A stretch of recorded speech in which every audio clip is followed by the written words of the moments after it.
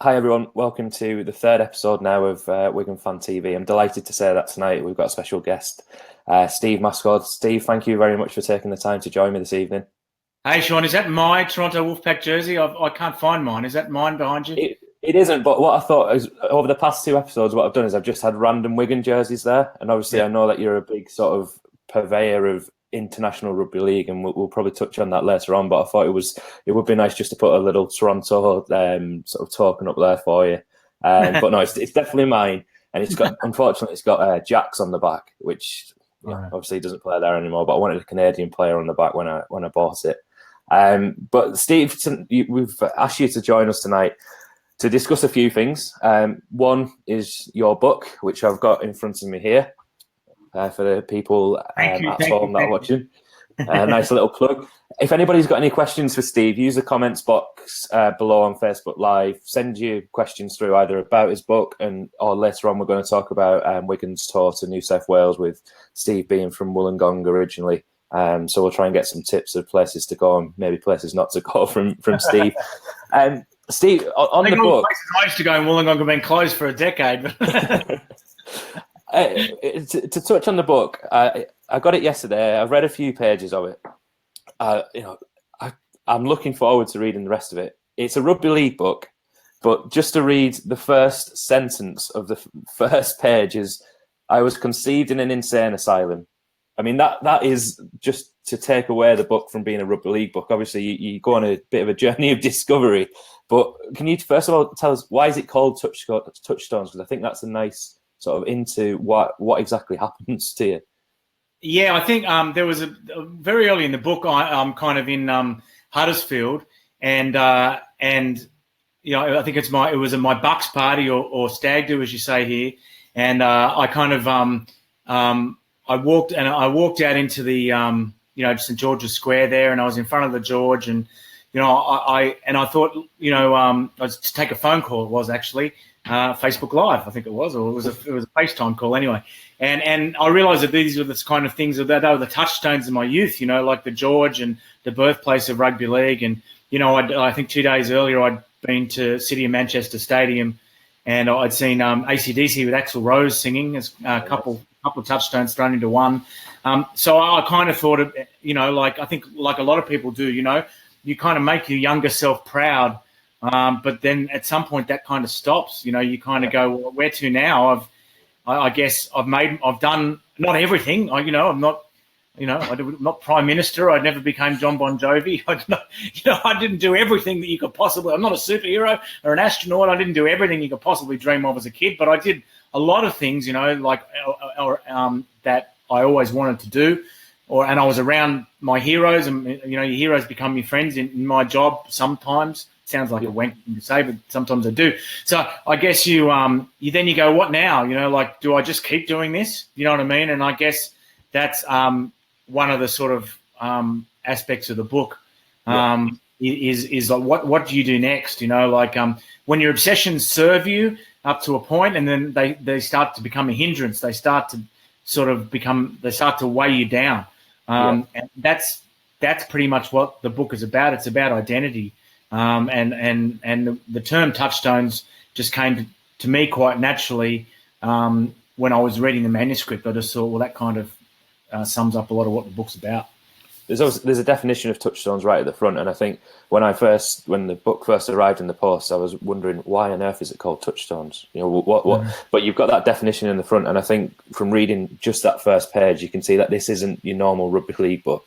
It's obviously a different take on the journey that you go through in life, which is incredible, and we'll touch on that in just a second. But the original premise from the book is this incredible, insane idea that you had, which you managed to fulfill of 52 rugby games in 52 weeks and 52 rock concerts in 52 weeks. It just, why did you decide to do that? Was it a midlife crisis? Actually, I had to slow down to only do 52. I've been for a decade. I've been 100+ rugby league games a year guy. Wow! And a lot of times they would be over the course of Friday, Saturday, Sunday, and Monday. They'd be in 4 different cities. That was regular for me. So it was hard to find games, and I'd always be the first guy through the gate at the first friendly in February in Australia, and February over here. You get to go in January. How about that? You can actually do your ACL in January here. What a great opportunity! Unfortunately. And I would be, and then I'd be on the tour, and then like when the tour was over, I'd probably try and find another rugby league game. I remember in 1997 when Australia were over here for the Super League tour. I then followed South Africa on tour around France for 2 weeks when that tour was over. So the only challenge really from the rugby league point of view was finding some games in December and early January. Aside from that, I actually had to slow down to only do 52. As far as the rock concerts are concerned, here in London, it's pretty easy to go and see a band you've not only heard of, but love pretty much every second week anyway. So that's not really hard, although, I found myself going to gigs just for the sake of it because I had to tick one off. And around the time I got married, I cheated a bit. I put a couple of gigs together before and a couple of gigs together afterwards. So I think I counted the wedding band as a gig too. Well, I'm sure that's official. I'm sure we'll allow that. I mean, I'll admit, I'll slip my hand up and admit that around that period I did cheat a little bit as far as strictly, midnight Saturday to midnight Saturday. I cheated a little bit just so I could get married. I mean, if anybody's unaware of your work, Steve, I mean, I can't do it justice if I was to try and reel off your CV, but I guess at this moment in time, the best way to describe you is as a freelance journalist. You pretty much write for anybody that is covering rugby league. Is that a sort of a true reflection? That's kind of what I've been doing. So I started off straight out of school. I covered the Steelers for Australian Associated Press, like PA, in 1986. So that's how old I am. And I was still in school. I was in year 10.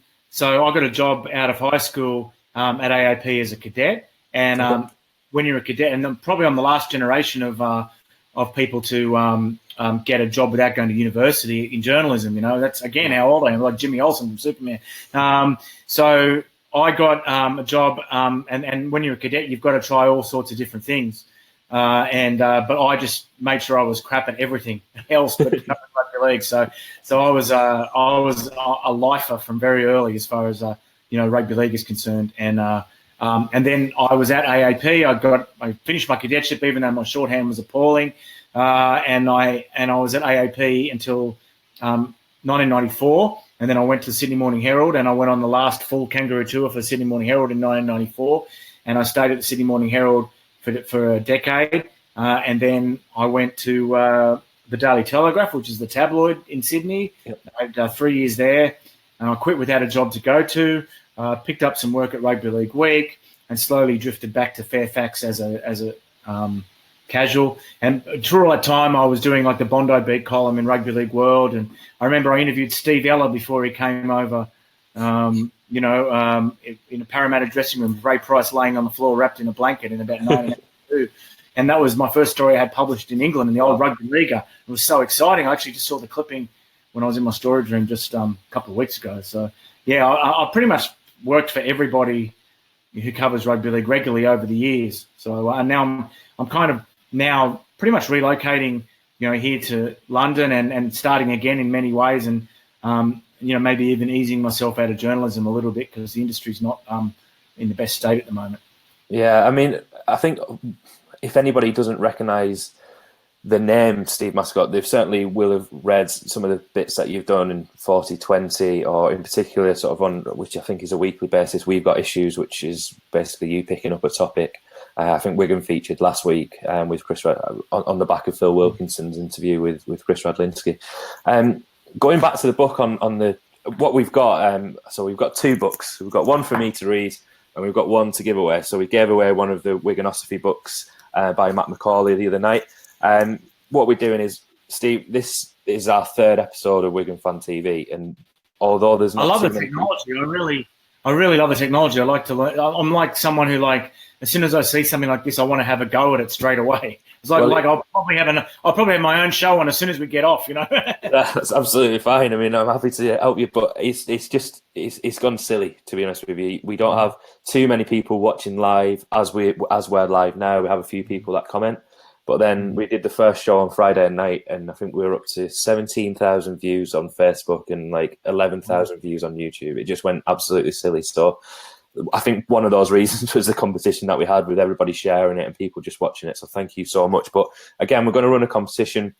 I've got 2 copies of Steve's book here. One's to give away. Basically enter the competition by liking the video and sharing it.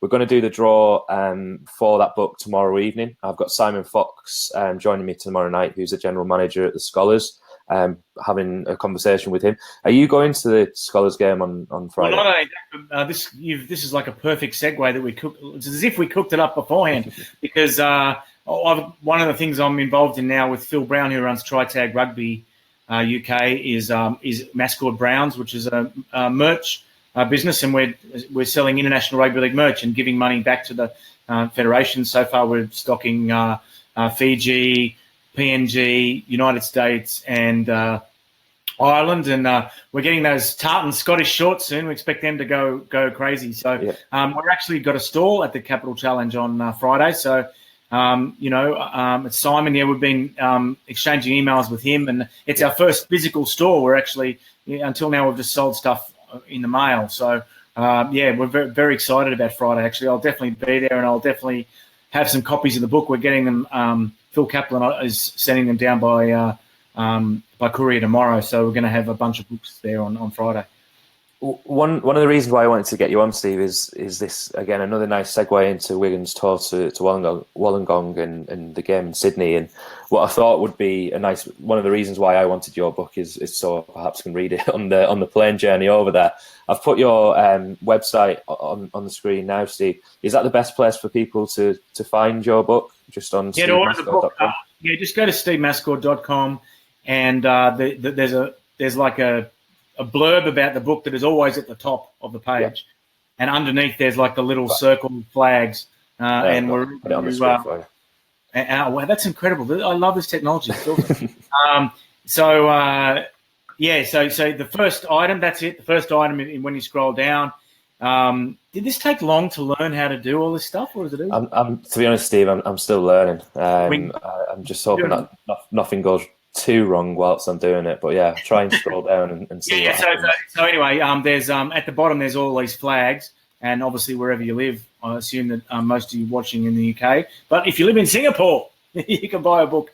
If you live in Greece, don't ask me how I just happened to pick those 8 countries.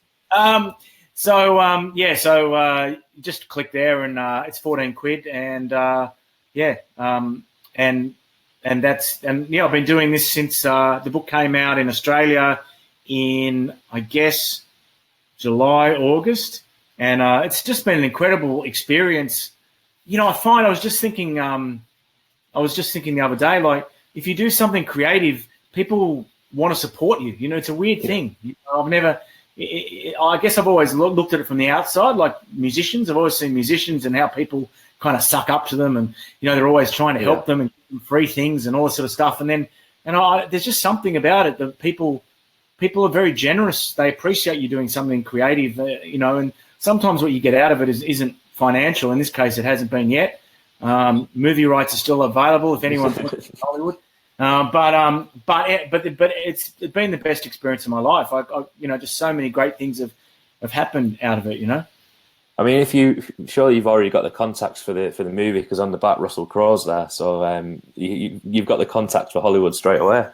Yeah, well, Russell tweeted when he got it, which was I appreciated, but I haven't heard I don't know if he's actually read it. It's probably a doorstop at his house, Well, at least he's got it. Who knows? He might read it at some point. I mean, I think what you said there, Steve, about this sort of creative aspect that people want to support, I think part of it as well is just the rugby league community and this sort of the community that rugby league generates. We like to support our own. And obviously, I've not finished reading it, but one thing that I take from this is it's a completely different take on life, because the journey that you go through in discovering I don't want to spoil it for too many people. If just reading the blurb, I think is exciting. But going on the journey of discovering who your real parents are and that kind of thing, which is something that you would not expect to read, particularly in a rugby league book. But the fact that you've come from a journalistic background approach in this book, I think is really interesting. You can read an autobiography by a player and you get it from a certain perspective. but you've been hanging around with these people, like you said, since the mid-'80s, and you've seen it from a view of being a rugby league fan, but a rugby league fan with access. And I think that's the thing that I'm really looking forward to in reading the rest of the book. And it's not really. It's not. I mean, I know in Australia it got put in the biography section, and I kind of like, who wants to read a biography about someone you've never heard of? So I prefer to focus on the fact that it's about a year, and it's about a challenge, and it's about identity. I'm deconstructing. I'm not taking anything for granted in my life. I'm kind of deconstructing everything, trying to find out why do we like rugby league? Like, how often do you actually think about it? How often do you actually go, well, you sit down and actually, is this just something I go to because my family goes to it, or is this something I go to because it gives me something to talk about at work on Monday morning, or do I just go there to have a drink, or why do I go, and really, can I live without it? And I was willing to finish the year, and even though it wouldn't have been very good for the promo of the book, to denounce rugby league and disavow myself of it, but I was willing to do that. I was totally, I don't really have any, like I said, I've come over here now. I've been coming backwards and forwards for years, but I've come over now to make the move full time, and living in London and having an involvement in rugby league is not really helping me. Doesn't help one way or another. No. There's some nice people down here involved in the game, but so I don't, I don't have any vested interest in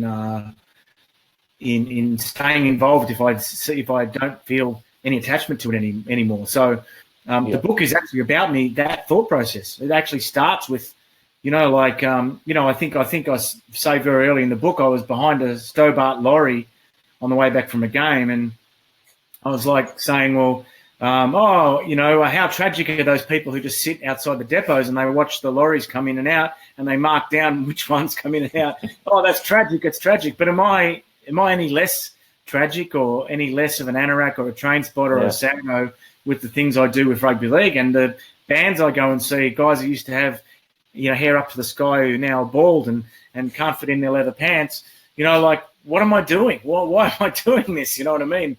And so I decided to challenge myself, and actually, as I said a couple of times, throw all my toys out of the cot and decide which ones to pick up and which ones to leave there. And I have left. My life has the very fact that I'm sitting here now and I've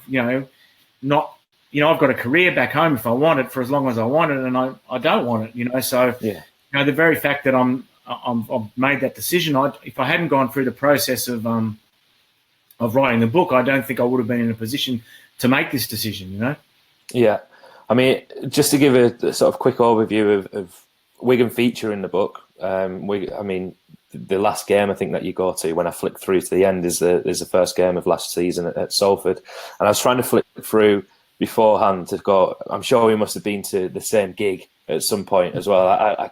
I'd like to think that I go to a lot of gigs, not 52 a year, but it's varied from, you've been to AC/DC in there, you've been to Black Sabbath, you've been to Guns N' Roses, you've been to Guns N' Roses in Nashville, I think I remember seeing. Is that right? Yeah. These aren't just sort of like going to Manchester Arena watching. This is a proper dedication to. Well, for me, I'm from Wollongong. Manchester Arena is just as glamorous as Nashville. Yeah, but the first game, just to give people a bit of sort of an idea of when it's the World Club Challenge Leeds North Queensland game. Yeah. And I think right at the end, it pretty much ends. And the next morning, it's funny. The very next morning, after the game, I ran into Amanda Murray, Graham Murray's widow, and also Barry McDermott in that cafe there. That cafe they have at Headingley under the stand there. And there was a guy there, and he goes, "Oh, I think I know you. I've actually crowdfunded your book." On the first day. On the first day covered by the book, I actually met someone, a complete stranger, who was crowdfunded the book. By the way, if you crowdfunded the book and you're waiting for the glossy, the coffee table book, it is coming. It is coming. I figured that I wanted to go to 100 stores that were selling the book, and actually, I think it'd make a great sort of mosaic in the coffee table book. And I actually have visited 93 stores and taken a photo at each one. Nice. That was selling the book. So over here, by the way, the other thing I'd say about the book, if you are interested, if it sounds interesting to you, is that any store in the UK can get it in, and you just got to go and ask for it, and they can get it in overnight. And it actually would be a big help to Scratching Shed and to myself if a few people didn't go to stevemascord.com, but actually went into their local Waterstones and asked. You can have it the next day or 2 days later, and what's more, once a bit of demand is created, then they'll start getting it in, and it might actually appear on the shelves without anybody asking for it, and that's what we all want. Because, it's frustrating, like me, I'm used to interviewing musicians, and they all say, that they put out a record and everyone loves it, but it doesn't sell because it's just an echo chamber. Everyone who sort of shares the same interests and follows you on Twitter, they all go, "Oh, you're great," you know what I mean? And everyone else doesn't know about it. No one else knows that the book exists, and you can do something that everyone. You can have feedback that's 98% positive, and the endeavor itself can still fail because it's just that balloon, that bubble around the mainstream. And it's very hard to pierce that bubble, So this is a challenge then for Wigan fans. I am so confident in Wigan fans as a community that somebody in the next week is going to go into Waterstones in the Grand Arcade, and they're going to request that they're getting Touchstones by Steve Mascord, and you'll get notification that that's been in Waterstones. So anybody that picks up this video over the next few days, please, that is a challenge. I might even do it myself. Even if you do a runner and don't come back and pay for it. Just get it in for him. And give a fake address and a fake name and ask them to get in Touchstones. So any Wigan fan that goes past any Waterstones, go in. This is what the book looks like. Touchstones. Just ask them to get it in. One thing I would love to see it in one store. I'd love to just once before its runners over. I'd love to walk into a store in this country and see it completely unexpected, because that's an experience I really don't expect to have. So that would be. Let's go in. Let's get it ordered. Take a photograph when it is in. Send a photograph over to Steve on Twitter so you can see it. And there we go. And also, I said to you before we were on air, Sean. There we go. Someone said that. Matt. There you go. Yeah, thanks, Matt. So Matt is an author himself. He wrote a book called Wiganosophy, and we had Matt on the show on Friday. Good. So it's sort of the authors union there for you. I'm still not used to people going. The first time someone said to me, "He's an author like you," I'm like who? I just can't get used to that. But the other thing I'll say is that I really want to have a launch. I've been doing these things called social book launches, which are really just piss-ups. I've got kind of contingency plans. If between 1 and 10 people are there, I don't need to say anything or do anything. If it's between 10 and 15, I need to have a short speech. If it's between, I've got these kind of barometers of how much responsibility I have to take. But I would like to have one in Wigan somewhere. So if you said that most people watch this on replay or on demand, if you can tweet me at Touchstones Book, no spaces, and tell me where I should have basically a piss up in Wigan. My recommendation for you straight away is going to be Grand Central, which next to the station. Nice craft beer bar. I know that on at Touchstones Book is your Twitter handle for the book. Yeah. On the screen there for people to have a look at. And on Wednesday, you're going to be at the Head of Steam in Huddersfield. And I guess the Head of Steam's a chain, but Grand Central's very much like the Head of Steam if you've ever been in. So is it the one with all the clocks? The one with the... It's got clocks in there, but it's meant to be part of the train station. Yeah, I've been in there. So that would be...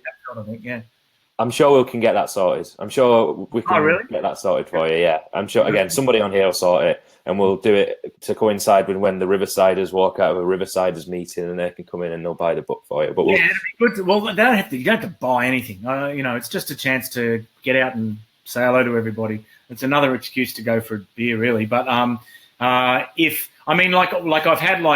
actually, I had a book. There's a lady mentioned in the book called Valda Barron, and she's the lady who told my wife about knowing my whole biological family. It was an absolute celestial coincidence. And we went to her hometown in country New South Wales, and we had a book launch there, and it was just fantastic. It was it was really good. And we had everyone had trivia questions. And everyone wrote on the back of their coaster. There were about 70 people there. I felt like a rock star. Everyone around the back of the coast with a trivia question, and they thought I was going to read them all. I said, you get a free book if I don't know the answer. I copied it. If you're any heavy metal fans out there, I copied off Eddie Trunk. He has Stump the Trunk. I'd Stump the Chump.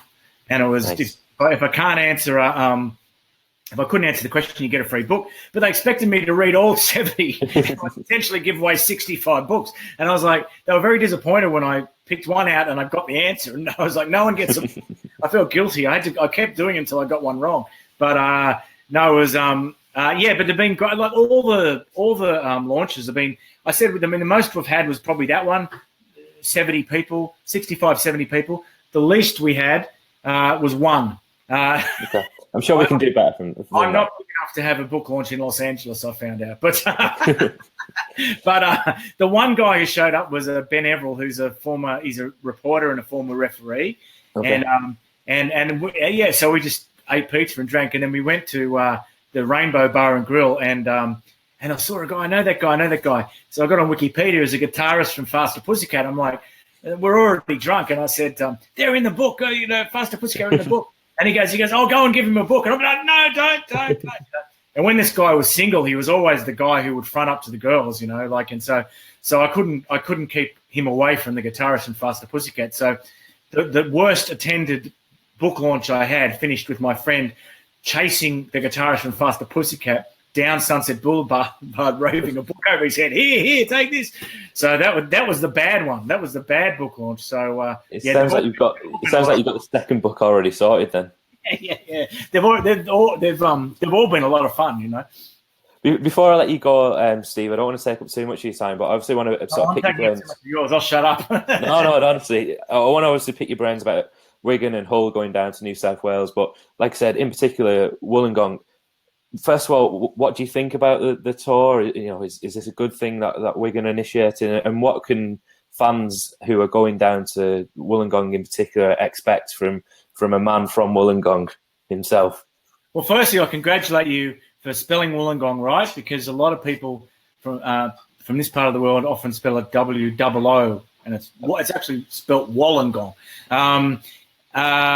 What can they expect? Basically. I am biased, but I still love the place. A lot of people hate the place they're from, but I think it's a beautiful place. It's unfortunately the steelworks got there first, but the steel industry's kind of subsiding a bit now. So it's squeezed in between the Great Dividing Range and the Pacific Ocean. So it's a long, narrow city. You don't get much. You don't get western suburbs in Wollongong. You might get a western suburb, because there's not much room between the city and the mountains. But it's only 90 minutes from Sydney, from the airport, maybe an hour. There's a very long main street actually that runs up sort of perpendicular to the beach. So there's the main city beach, and this will be a factor because it'd still be nice and warm. There's a main city beach which is behind Wynn Stadium, then there's North Beach, which is unspeakably pretty. The Novotel there is right on the beach, one of my favourite hotels. It's not that expensive, I don't think either, but it's probably booked out. You're probably staying. And then the Crown Street just runs all the way up, all the way up to the hospital on the top of the hill. South is I'm from a place called Windang, which is at the entrance to Lake Illawarra. I believe Captain Cook tried to go into Lake Illawarra and it was too shallow, so he continued up the coast, which is unfortunate because we'd have the Warilla Opera House now, and I would have been brought up in the middle of North Sydney, and Windang Bridge would be on all the postcards. So that's a bit unfortunate. And I think culturally you'll find it interesting because it's actually, like all big cities, they tend to engulf the area around them. So, Wollongong doesn't have the same sort of civic pride as Newcastle. A lot of people commute to Sydney now. The housing prices in Wollongong. One thing I would say that if whatever you do, when you do go, make sure you go up to the northern suburbs, go up to like Stanmore Park. That's where Lawrence Hargraves did a lot of the early experimentation with box kites for flight. And there's an historical argument, like there is for electricity between Tesla and all that sort of stuff, between Lawrence Hargraves and the Wright brothers as to actually who perfected flight first. And it's like there's a brand new Edison's the other guy from electricity, isn't he? He was like in electricity. Lawrence Hargraves drives. They've rebuilt it because I used to drive home that way because it was so. I used to drive to Sydney and back. It was so evocative, and I used to love to turn the stereo up and drive the slow way back. And because basically at night there's a sheer cliff to your right as you're heading south, and then the ocean to your left. And then the road would regularly be closed for rock because of rock falls. So now they've actually built it out into the ocean on pylons, and it's spectacular. But there's also like up at Stanwell Park they do hang gliding. Bald Hill, they do that. There's hang gliding, and the national park is really, really pretty. The best part of Wollongong is the northern suburbs. I think the northern suburbs of Wollongong are up there with the prettiest parts of the whole country. Really, the whole country. So, I know it's tempting to just get on the freeway, go and check into your hotel, and go to the pub. But if you have an opportunity and you're going, take the slow road down. Go via Helensburgh. Go via Thirroul, Stanwell Park, Austinmere, all those places because you won't regret it. It's really, really pretty. I think, like I said on the past two shows, I'm fortunate to be going, and I'm really looking forward to that. And I think the actual initiative that Wigan have taken in taking the game out there is incredible. It's controversial amongst Wigan fans, naturally, mainly because of the season ticket issue, taking a home game away from fans. But what are your thoughts on this? I mean, you are, for anybody again that's sort of new to Steve Mascord in terms of his writing, you are, I would say, the pioneer for international rugby league. You are the pioneer for expansion of probably Super League as well. So what were your initial reactions to sort of Wigan going down to New South Wales? Yeah, sure. I don't actually do anything. I just talk about it. So, well, I think that's the key though. You are an Australian that will talk about it. Yeah, when people say stuff like that to me, like about, I don't do anything. I'd like to do something. At some point in the future, I'd like to actually be more involved in actually getting my hands dirty. But all I do is talk about it. But I was going to say, it's super important. I mean, I love the British game and have since I was a little kid. But I'm aware that there's not a single Super League player who could walk around London for an hour and guaranteed it to be recognised. You know what I mean? And that's so.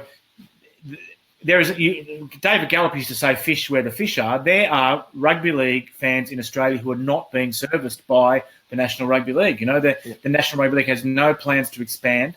There are direct flights from Perth to London starting this year. I'd be straight on the phone to that guy who owns the Western Force. And I'd be trying to get a Perth team into, whatever way they want to do it. That's another issue. Do they start in League One or whatever? We're not going to. That's for another time, I think. But you know what I mean? Like basically, there are rugby league fans in Australia, and you saw in that story that Phil Wilkinson wrote last week, where Chris Radlinski said they're actually going to make a profit out of it. So I just think we're globalization is the abiding trope of our time. And those who ignore it will be overrun by it, And I think, I think having local anything is going to become increasingly quaint and rare. I think if you go down the corner shop now, I mean, how many things are produced locally, just perishables? You know what I mean? Yeah. And look at the inroads of American sport. In here in the UK and in.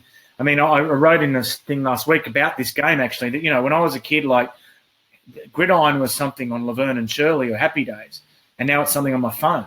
You know what I mean? So yeah, that is incredible. I mean, I went to Minnesota in November to go and watch the Vikings play NFL. Now, if somebody would have said that to me even 4 years ago, that I would travel to Minnesota to go to Minneapolis, one, I wouldn't be able to point out where Minneapolis was on a map, first of all.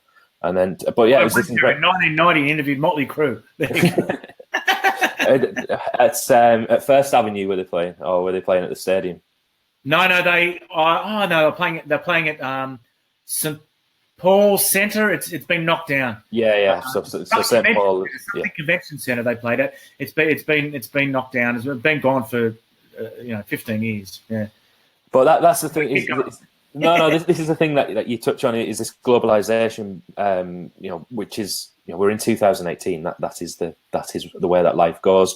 We've got the NFL in London, which sells out every single time that they play over here. They could probably play another 2 games, and they'd still sell out, if not more. And there'll probably be a franchise in London over the next few years for the NFL. But I think the point that you made there about this league fans in Wollongong that aren't being serviced at this moment in time, really. There's not too many too many games a year at Wynn Stadium. No. And since the Steelers disappeared, this is the market that we're going to try to get at. Yeah, exactly. And the great thing and there is actually an aspect of being small makes you dynamic. You can get into tight places, when you're small, So it was like David Argyle couldn't have put together an NFL team or a Premier League team in Toronto. He couldn't put together a rugby union team because of all the infrastructure they've already got there, all the red tape, all the, but because we're a small sport, we can actually do things like this. And when the salary cap is smaller, we think that's bad because we can't sign Brett Kenny and Peter Sterling anymore. But it actually the good thing about it is it allows someone to set up a team inexpensively. I couldn't read that because I need glasses. What did the guy say? Was it a lady? Where should Wigan fans go in Wollongong if they're clamped? Wollongong, what do I do? Look at this. Look how old I am now. I'm 49 tomorrow. So if they're hungry or they need a drink, where should we go? Oh, I'll tell you, right over the road. Oh, you won't believe this. There's a place right over the road from Wynn Stadium, right? Klempt is not at sea. I've been coming here since 1990. I had no idea what that meant. So Klempt, and this is the strangest thing. For Klempt, it means very hungry in Wiganese, basically. And that is the name of a community project that Wigan have at Central Park. And I did a little piece on a blog about that yesterday. But yeah, I think if that question came on 2 days ago, I would have been ignoring it because I wouldn't have had. Let me tell you this: I had my very first book launch, right, for this book at the Steelers reunion when they played Manly, and they won by 40.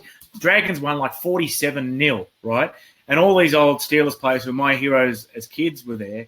And I had to I was nervous, like at halftime, Sean O'Connor got me to address them. And I was like, these guys are my heroes, And they were kind of on the drink. So I got them. And the first book I sold was to John Doherty. The first single book I sold hand to hand was to John Doherty, and the second was to Rod Wishart. And then I went over the road afterwards with my books, and my form mistress from high school was there, my English teacher, about maybe 20 former classmates showed up. I'll tell you, you've never done anything like this. It's incredible. And the next day, as you would guess, I almost teared up there. And the next day, I was hungover. I was fair clamped. And so I went, I'm going to go to that. There's a thing straight across the road, like a giant chicken shop on the corner, directly across the road, north of the Leagues Club. The Steelers Club straight across the road, and then to the right, as you're looking at it, there's this thing on the corner. I can't remember what it's called. And I ordered like a chicken schnitzel burger, okay? And I thought, this is good hangover food. I kid you not, it was as big as this keyboard, right? It was like it was as big as a pizza. Like, you've never seen a chicken schnitzel that big, and it was like too much. Like, my hangover wasn't big enough to eat it all. So I would definitely say go in there. It's just everything's oversized, and it's you can't miss it. I can't remember what it's called. Some of the Dragons fans who, if they're watching on replay, they'll say, how could you not remember the name of that joint? But yeah, it's straight out of the stadium on your right on the corner of Crown Street. You just can't Crown Street. You can't miss it, and I'd say go there. Yeah, okay. But as for like the nightclubs and that, they're all different from when I was a kid. And well, yeah. I think obviously not a nightclub, but one of the things that the Steelers Club has done really well is they've created this membership, which I think is sold out now for Wigan and Hull fans, so they can be an international member. I think it costs like £4 or £5 to join, and they get like a Steelers Club T-shirt, a bag, and I think they get a free pint if they go into the Steelers Club before the game or something. Just little things like that are starting to tap into. There's going to be, 5,000 Wigan fans that go over, or league fans that go over. So, little things for the local community in Wollongong. They're certainly starting to tap into it. But I will try and dig out that place when I go, and I will try and send you a photograph. I'm trying to think if there's anything else, any other kind of tourism type tips. But yeah, I mean, like you go down to Kiama, there's like this natural, like it's Kiama blowhole. So when the surf comes in, kind of spurts up, like in that. But I think it's been since I was a kid. I think the rock has eroded a bit, so it doesn't kind of go off as much as it used to. But the best thing about it is the mountains. I mean, you're right. The views are incredible from the mountains all the way around the city. Shell Harbour's beautiful. Like I'd say, the pub down at Shell Harbour, which is half an hour from Wollongong, from the city, there's like a little sort of rock harbour and overlooks the ocean, and the pub's right there. It's really, really, really nice, So there's heaps of things to see down there. It's a pretty place. I'm sure Wigan fans might be asking you sort of some questions on Twitter over the next few weeks as we build up in excitement for any more tips on that. But Steve, thank you so much, firstly, for taking the time out of your evening to join me tonight. Like I said, Touchstones is available at stevemascord.com. Over the next 24 hours, like and share this video, and we'll do the draw tomorrow night when I speak to Simon from London Scholars, and we'll be doing a bit of a preview. Any Wigan fans that are going down to the ground on Friday to watch the Scholars, if you've never been before, it's an incredible ground. It's one of its own. It's something that you can't expect, really, and you don't expect it.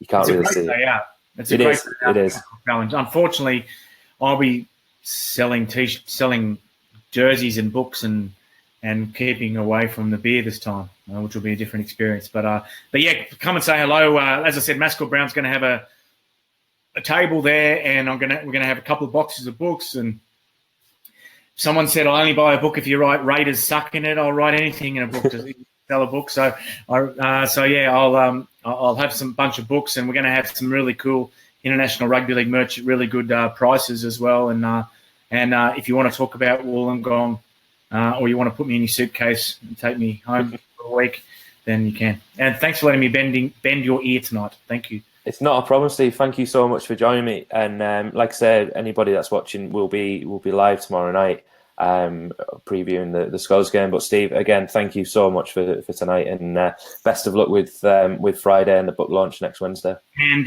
don't forget, give me the suggestions for a date and a venue for a Wigan launch at Touchstones Book on Twitter. We'll definitely sort that out for you. I'm confident.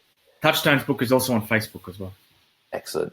Thank you so much, Steve, and I'm sure we'll speak again at some point in the future. See you, Sean. See you.